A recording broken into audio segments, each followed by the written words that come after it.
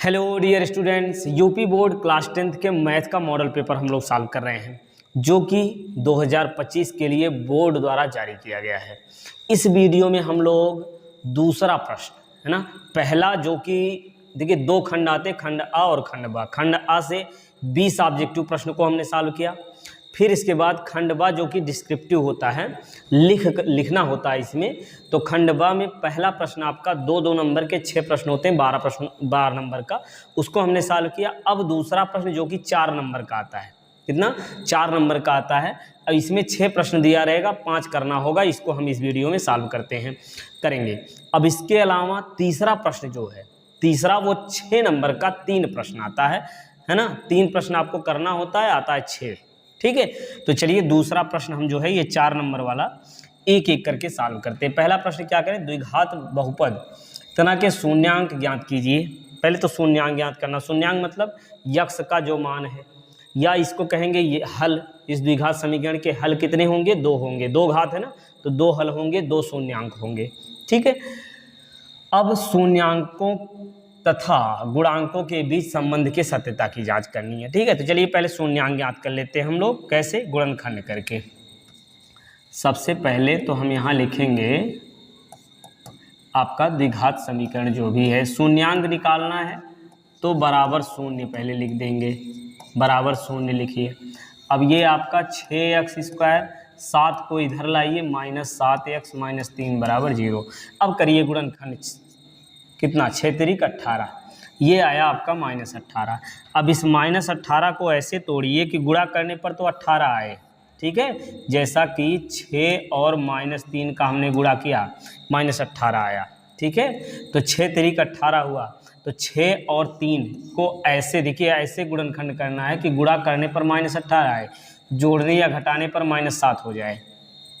ठीक है, इसको गुणा करने पर कितना आना चाहिए, -18, और जोड़ने पर कितना आना चाहिए, 7। तो देखिए 6 तिरिक 18 हुआ, 6 में 3 कुछ भी करे, जोड़ने या घटाने पर 7 तो आने वाला नहीं है। तो कुछ और सोचिए कि गुणा करने पर 18 आए, जोड़ने या घटाने पर 7 हो जाए।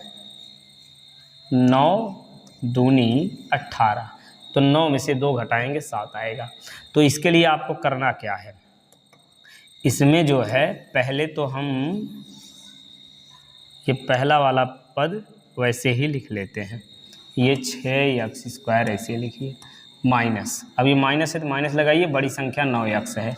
अब -2 अब अगर आप करेंगे तो 9 2 11, समान चिन्ह जुड़ जाता है। अलग चिन्ह करने के लिए इसको प्लस कर देंगे तो ये घट जाएगा, 7 आ जाएगा, -3 बराबर 0। अब करिए भैया कामन इसका, तो देखिए 3 से ये भी कटेगा, ये भी कटेगा, तो 3 ले लीजिए कामन, तो आएगा 3x। अब यहाँ 3 दूनी 6 2 बार गया, यक्स एक बाहर हो गया, यक्स बच गया। 3 3 9 3 हो गया, यक्स बाहर हो गया, प्लस अब जितना यहाँ बचा उतना दूसरे ही कोष्ठक में भी बचना चाहिए।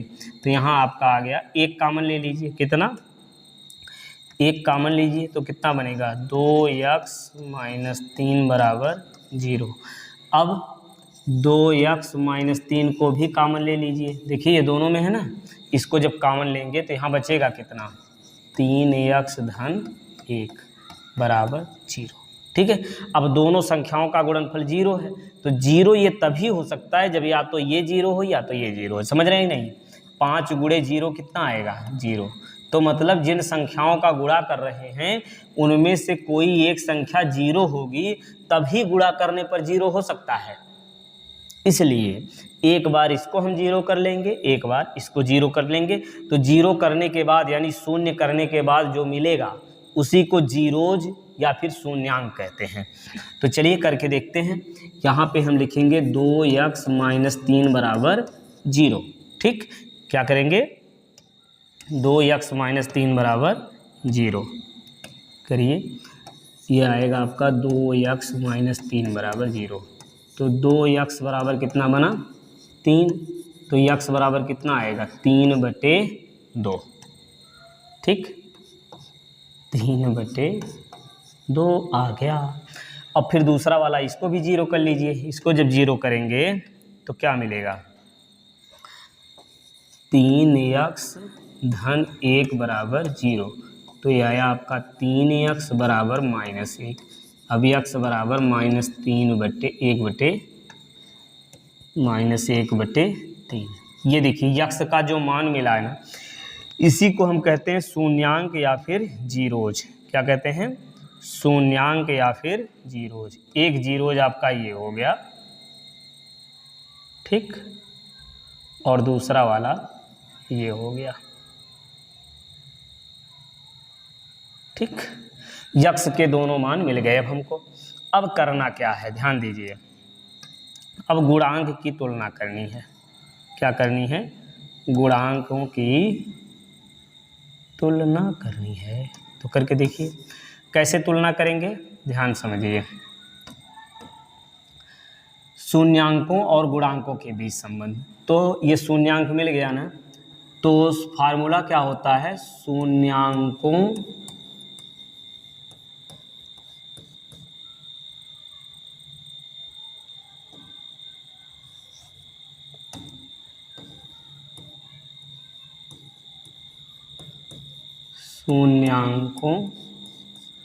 का, चलिए पहले योगफल लिखते हैं। शून्यांकों का योगफल, शून्यांकों का योगफल बराबर होता है माइनस यक्स का गुणांक और बटे में यक्स स्क्वायर का गुणांक।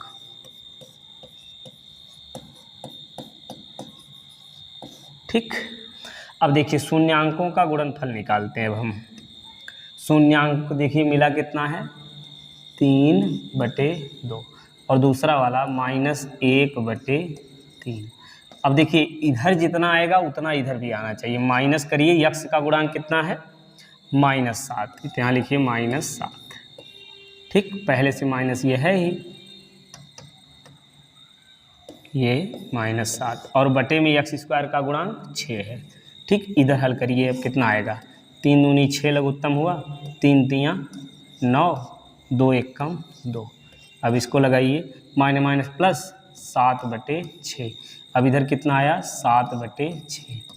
देखिए गुणांकों की तुलना हो गई ना, शून्यांकों का योगफल करके अभी किया। इसी प्रकार से शून्यांकों का गुणनफल करके भी आप करेंगे। कैसे? चलिए इसको थोड़ा छोटा करके देखते हैं।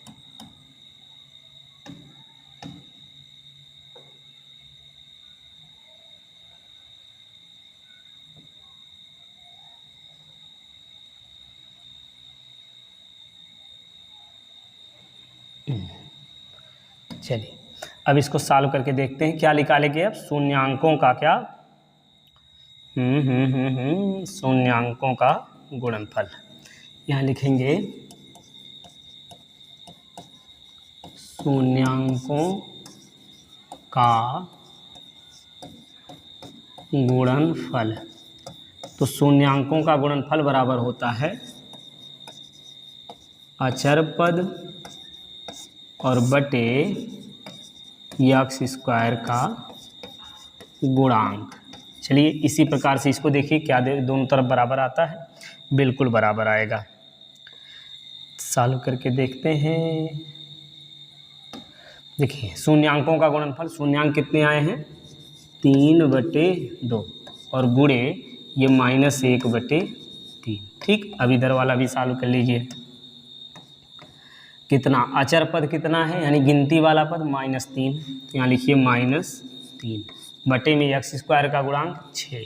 अब इसको काटिए, 3 दूनी 6, ये भी कटने वाला, काट दीजिए, 3 3 कटिया, कितना आया? -1/2। और इधर सॉल्व करेंगे, इधर भी -1/2 आया, तो ये दोनों तरफ समान आ गया।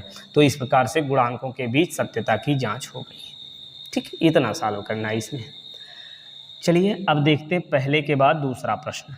ये क्या करें? दो संख्याओं के वर्गों का अंतर 180 है। छोटी संख्या का वर्ग बड़ी संख्या का 8 गुना है। तो दोनों संख्याएं याद कीजिए। तो दो संख्याओं का अंतर जो है, दो संख्याओं के वर्गों का अंतर, तो पहले तो दोनों संख्याएं मान लेते हैं। ठीक, क्या लिखेंगे? माना एक संख्या यक्स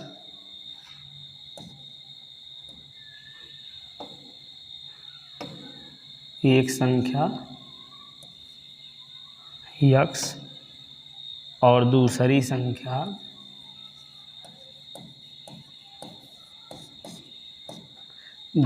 संख्या क्या मान लें, y है। ठीक, अब यहाँ देखिए प्रथम शर्त में क्या कहा जा रहा है, प्रथम शर्तानुसार अकॉर्डिंग टू फर्स्ट कंडीशन। तो प्रथम शर्त में क्या करें, दोनों के वर्गों का अंतर है ना, तो यहाँ लिखेंगे दोनों के वर्गों का अंतर, मतलब x का वर्ग और माइनस y का वर्ग, दोनों का वर्ग करके अंतर करेंगे तो कितना है, 180 है। समझ गए। चलिए इसको मान लेते हैं समीकरण 2। अब फिर दूसरी शर्त में क्या कहा जा रहा है उसको देखिए, यहाँ लिखेंगे दूसरी शर्तानुसार। तो दूसरी शर्त में क्या करें, छोटी संख्या का वर्ग, छोटी संख्या कौन है, y, तो यहाँ लिखेंगे छोटी संख्या का वर्ग, छोटी संख्या का वर्ग बड़ी संख्या का 8 गुना है।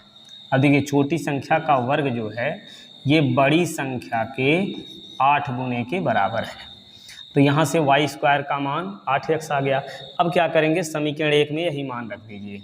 ठीक है, यहाँ लिखेंगे यह मान समीकरण 1 में रखने पर, अब समीकरण 1 में रखिए तो क्या मिलेगा आपको, x स्क्वायर माइनस, ये माइनस पहले से है, y स्क्वायर की जगह आपको लिखना 8x और बराबर 180।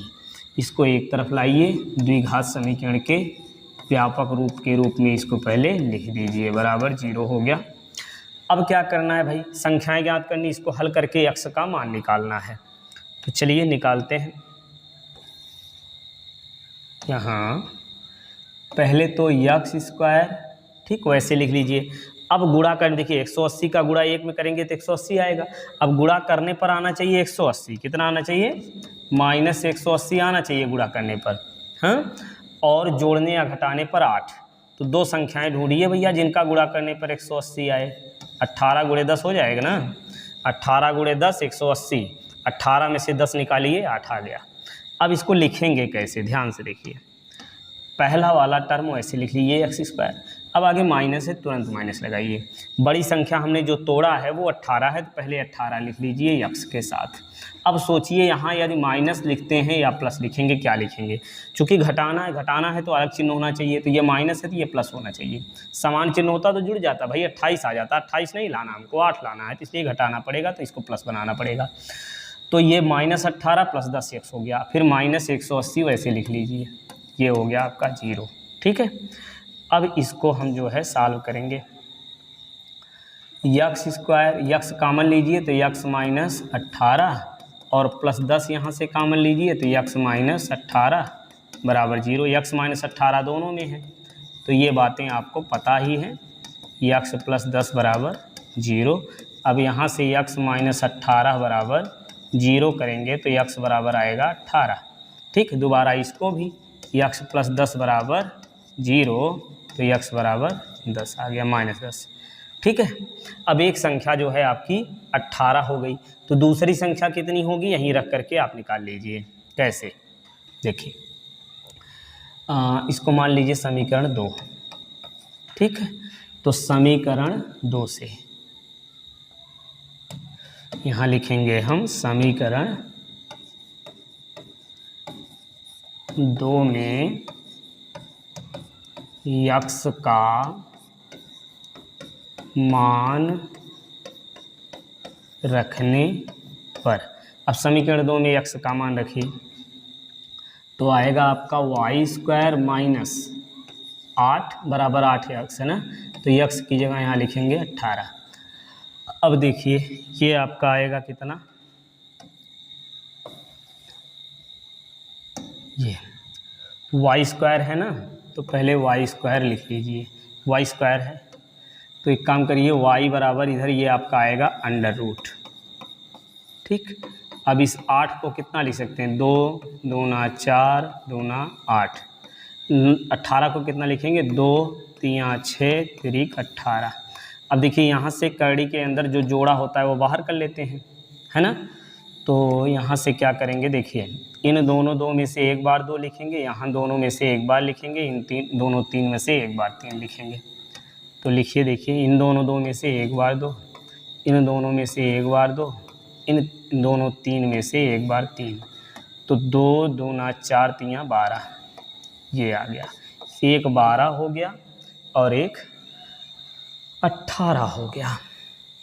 ठीक है, अभी देखिए इन दोनों संख्याओं के वर्गों का अंतर जो है वो कितना आएगा, 180, और बड़ी संख्या छोटी संख्या की कितनी है, बड़ी संख्या का वर्ग। देखिए बड़ी संख्या का वर्ग 18 का वर्ग करेंगे तो ये 12 का जो है कितने गुना, 8 गुना हो जाएगा। ठीक, ये आपका हो गया। चलिए अब देखते हैं इसके बाद तीसरा प्रश्न। सिद्ध कीजिए कि वृत्त के किसी व्यास के सिरों पर खींची गई स्पर्श रेखाएं समांतर होती हैं। क्या कह रहे हैं, वृत्त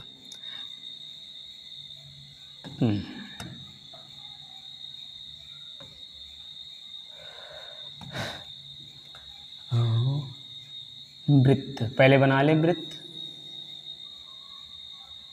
ठीक है। ये वृत्त के व्यास, तो पहले तो हम मानेंगे ना, जो दिया है उसको लिखेंगे। क्या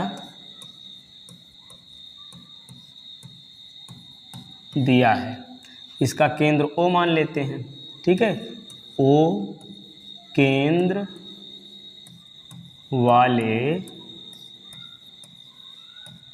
वृत्त का व्यास, वृत्त का व्यास क्या माना जाए,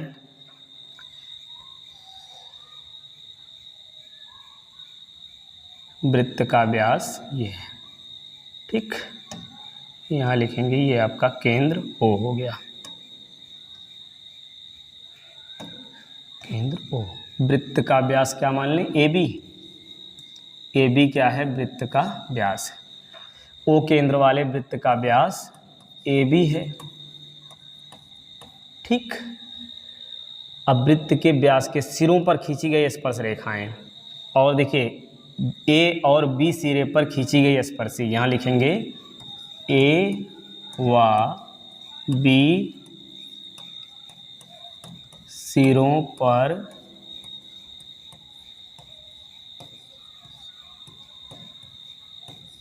खींची गई स्पर्शी। चलिए स्पर्शी पहले खींच लेते फिर नाम दे देंगे। ये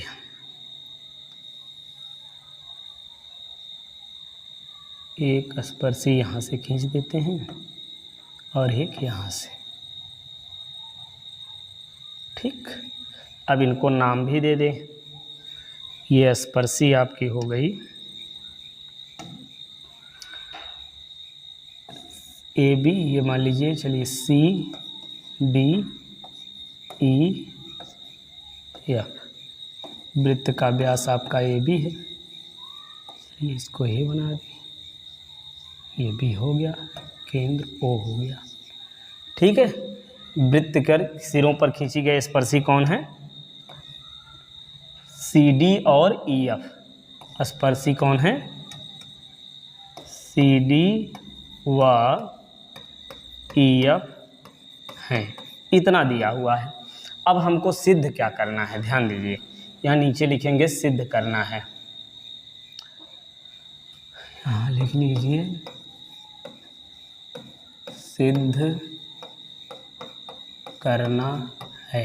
क्या, दोनों स्पर्शियाँ समांतर हैं, मतलब CD समांतर EF, ये सिद्ध करना है, ठीक। ये चित्र बनाइए नीचे, और फिर इसके बाद लिखेंगे उपपत्ति।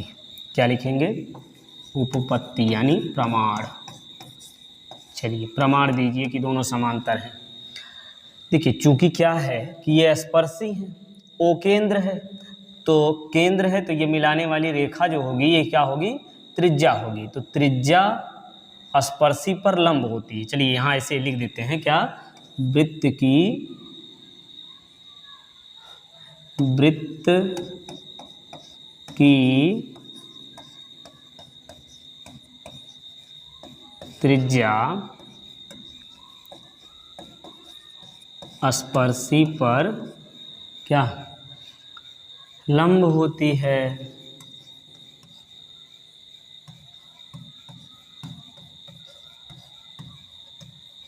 त्रिज्या स्पर्शी पर लंब होती है, अतः क्या होगा। देखिए ये वाला कोण 90 अंश होगा और ये भी 90, ये भी 90, ये भी 90 होगा। तो इस प्रकार यहाँ से हम लिख सकते हैं कोण CAO, कोण CAO बराबर कोण DAO, DAO। या तो देखिए एक बार इसको लिखिए, एक बार इसको लिख देते हैं ना। तो CAO बराबर OBF, OBF। अब देखिए भैया ये वाला कोण इस कोण के बराबर हो गया। इसका मतलब क्या है, ये एकांतर कोण है ना। अगर ये दोनों समांतर रेखा हैं, ये तिर्यक रेखा है, तो ये क्या हो जाएगी, एकांतर कोण हो जाएगा। अब ये है क्या, यहाँ लिख देंगे एकांतर कोण।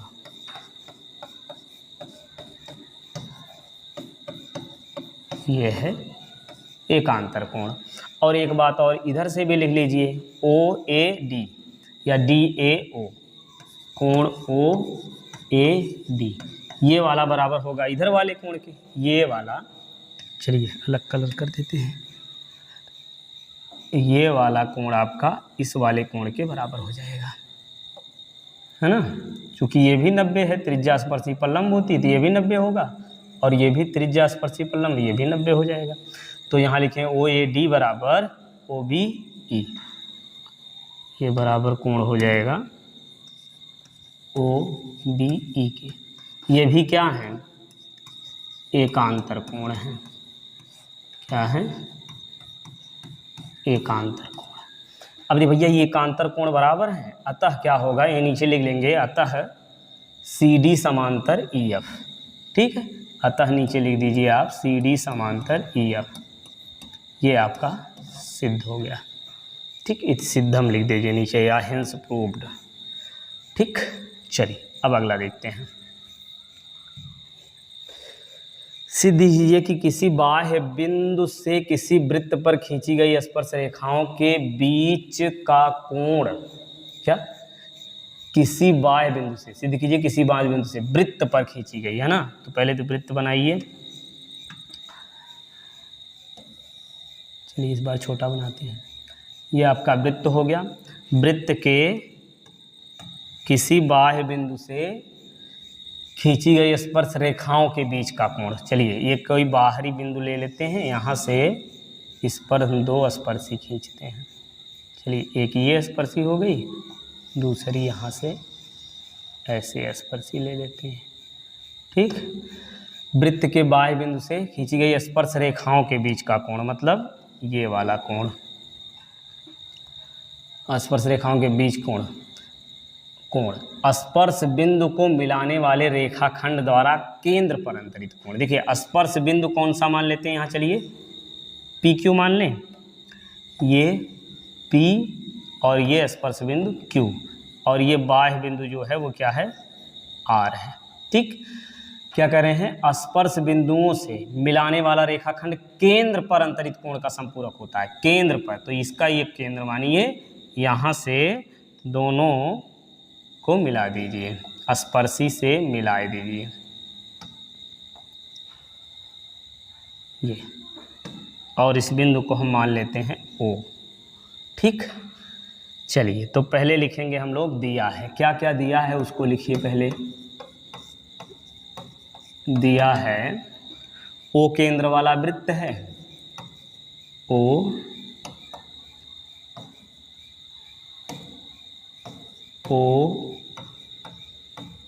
केंद्र वाले वृत्त, O केंद्र वाले वृत्त के बाह्य बिंदु R, बाह्य बिंदु R से खींची गई स्पर्शी, खींची गई स्पर्शी कौन सी है? PR व QR है। ठीक, अब इसमें सिद्ध क्या करना है?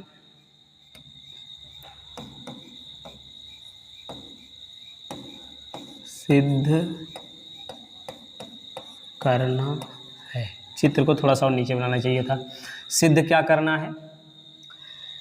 स्पर्श रेखाओं के बीच का कोण स्पर्श बिंदुओं से मिलाने वाली रेखाखंड द्वारा केंद्र पर बना कोण संपूरक होता है। तो ये दोनों क्या होते हैं? संपूरक। संपूरक मतलब 180। दोनों स्पर्शियों द्वारा बाह्य बिंदु पर बनाया गया कोण, समझ रहे हैं? स्पर्शियों द्वारा बाह्य बिंदु पर बनाया गया कोण और स्पर्श बिंदु से केंद्र को मिलाने पर बना कोण, ये दोनों संपूरक होते हैं। मतलब इन दोनों का योग 180 अंश होता है। ये सिद्ध करना है। तो चलिए करते हैं। कोण कौन सा? POQ। कोण POQ धन PRQ, धन कोण PRQ बराबर कितना होगा? 180 अंश ये होना चाहिए। ठीक है, ये सिद्ध करना है।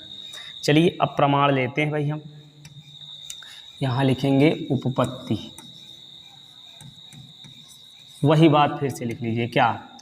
स्पर्शी त्रिज्या पर लंब होती है। बड़ा आसान है। क्या? वृत्त की स्पर्शी, यहाँ लिखेंगे वृत्त की स्पर्शी त्रिज्या पर लंब होती है। ठीक, वृत्त की स्पर्शी त्रिज्या पर लंब होती है। तो ये देखिए, ये कितना कोण बनेगा? 90 अंश। ये कितना बनेगा? 90 अंश। कर लीजिए। तो कोण OPR बराबर OQR, OQR बराबर कितना होगा? 90 अंश। अब लिखिए नीचे से। चलिए इधर सॉल्व करते हैं।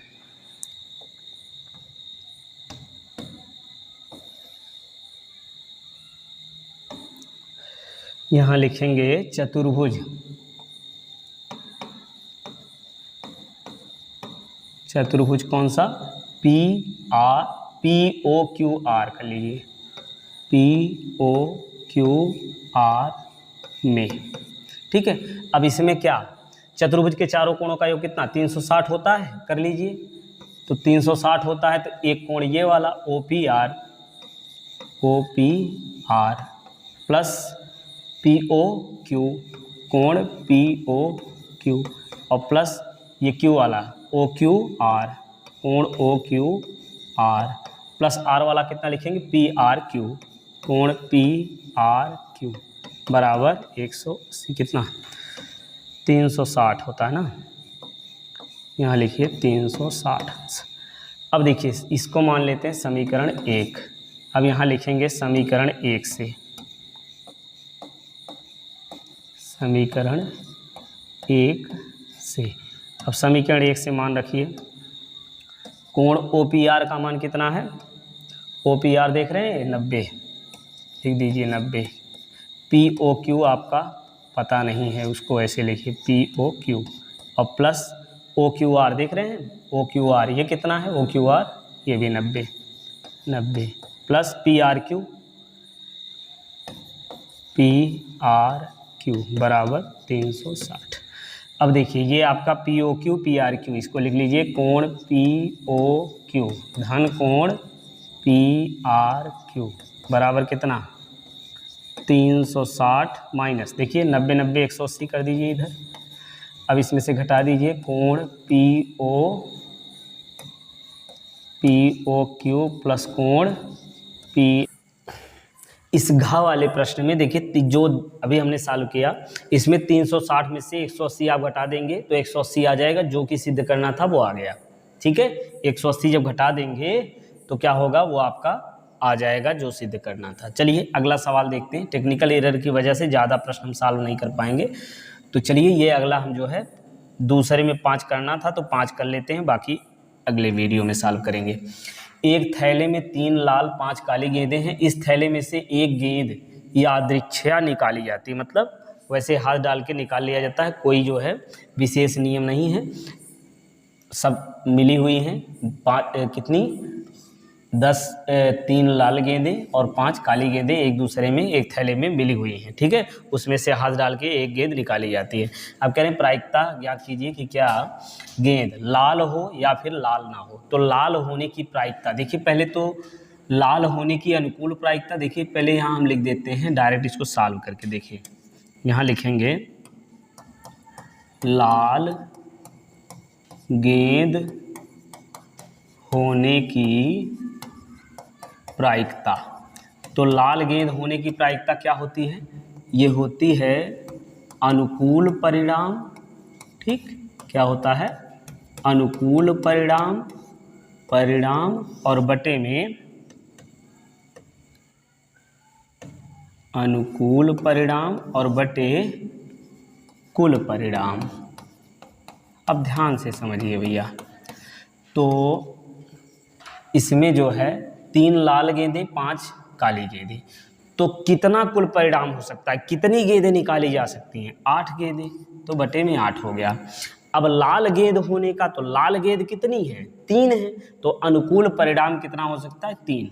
तो ये लाल होने की प्रायिकता 3/8 आ गई। अब लाल ना होने की प्रायिकता निकालनी है, लाल गेंद ना होने की प्रायिकता। तो लाल गेंद ना होने की प्रायिकता, इसको देखिए, ये होता है 1 माइनस लाल गेंद होने की प्रायिकता। क्या? लाल गेंद होने की प्रायिकता। तो 1 माइनस लाल गेंद होने की प्रायिकता कितना? 3/8। 8 के 8, 8 में से 3 घटाइए, 5/8 ये आ गया। तो ऐसे निकाल सकते हैं।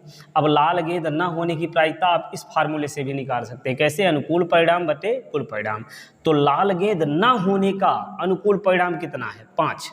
5 काली गेंदें हो सकती है ना, तो ना होने की प्रायिकता, तो अनुकूल परिणाम कितना बन गया? 5, और कुल परिणाम 8 है। तो यहाँ से भी आप 8/5 लिख सकते हैं, या फिर 1 माइनस ना होने की प्रायिकता यदि निकालनी है तो होने की प्रायिकता को 1 में से घटा दीजिए, तो ना होने की प्रायिकता आ जाएगी। तो इस प्रकार से ये घा वाला अंगा वाला हो गया। अब अगले प्रश्नों को, बाकी शेष प्रश्नों को अगले वीडियो में हम लोग सॉल्व करेंगे। चलिए पढ़ते रहिए, स्वस्थ रहिए, मस्त रहिए, मिलते हैं नेक्स्ट वीडियो में।